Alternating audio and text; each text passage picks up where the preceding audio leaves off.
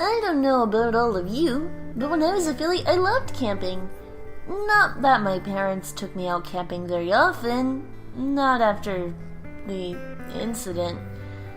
Oh, it's not as dramatic as you think. I only set fire to some of the everfree forest. Stephen Magna put it out super fast and no pony got hurt.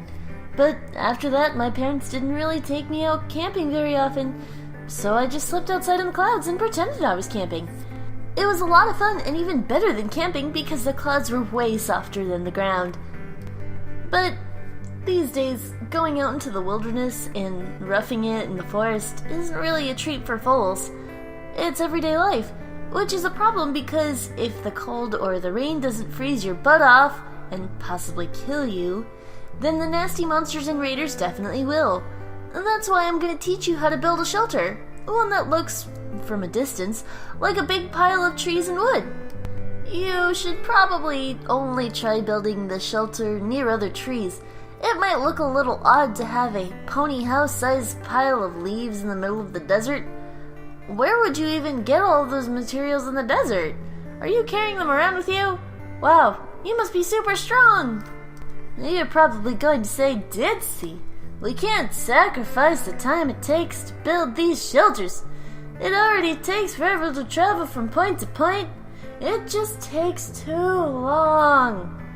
And to that I say, if you don't look after your body and your mind properly, then one day, in a few years, you're not going to make it to your destination. Because you'll be dead. Which means you can read my super secret chapter at the back of the Wasteland Survival Guide that only can be read by ghosties who dismiss what I wrote about.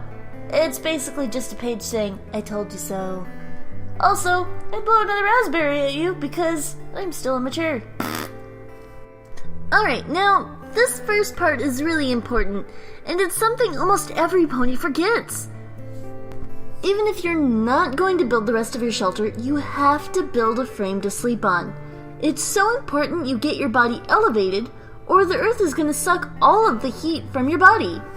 To do that, you have to build a U-sized rectangle of wood to sleep on. Try tying them up with rope to hold them all together. Then you need to lay some crossbeams around the middle. These are going to support your body when you lie on them later. Otherwise, your whole body's going to fall through the frame and ruin your good night's sleep. Next up, we have to build your mattress.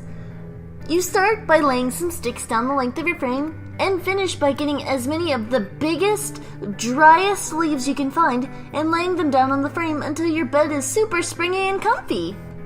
A comfortable bed is super important when you're traveling in the wasteland, especially if you've got companions with you. Firstly, no pony wants to travel with a grouchy butt who didn't get a good night's sleep. Secondly, you don't want to do any damage to your body by sleeping on something uncomfortable.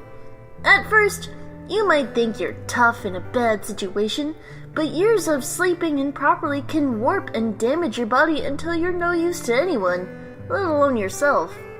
Besides, who doesn't want to be comfy? Now for your shelter. We're going to build it using the framework of your bed, so I hope you secured it using the awesome knots I taught you about in the other chapter. If you didn't, then your shelter might just fall apart. Your shelter is going to look like a half dome above your bed, so keep that shape in mind. If you've built a trapezoid, then you've done it wrong. I mean, unless it still keeps you warm, safe, and hidden, in which case you've done it right, just different. Anyway, you're going to need to find some super bendy branches if you can, and lay them next to your bed. The first branch that you're going to want to use has to be way longer than the frame of your bed. If you can't find one that long, then that's okay. Just take 2 of your other branches and lash them together with rope. Then, you put one end of the stick at the head of your bed and secure it tightly. Do the same with the other end of the stick at the hooves of your bed. You'll notice that the middle of the stick is now bending in a big U shape above your bed. Well done! That's the start of your shelter's frame. Now, you need to make at least 3 more U's above your bed, making sure that each frame is just a little bit smaller than the last, so your frame sort of slopes downward to one side. Remember, we're looking for a half-dome shape for this shelter. Once you have your 3 U-frames, you'll notice that they're maybe not staying up properly.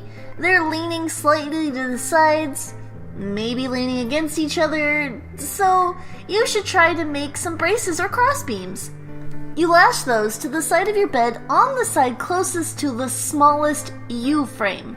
Then you let them run up across to the tallest U-frame. Make sure you tie the crossbeams to the frames tightly and voila! Now you have a dome frame. Unless it's a trapezoid frame. Now, you need to cover up your frame with whatever's going to keep your shelter warm and safe from the elements. You can just lay branches from trees over it if you want, or if you're short on time, but I'd recommend making a camouflage sheet when you're next in town. Paint it with the colors of the wilderness, and when you're about to enter, attach leaves and sticks so that from a distance, it blends into the background. That way, in the dark, most ponies won't even notice you. And with that, you've successfully created your own shelter. Now, the first few times you do this won't be short, and you might grow frustrated and give up, or decide it isn't even worth your time and effort. But don't give up. In the Wasteland, we can never give up. You'll get better at this as you practice it, and one day, if not every day, it might just save your life.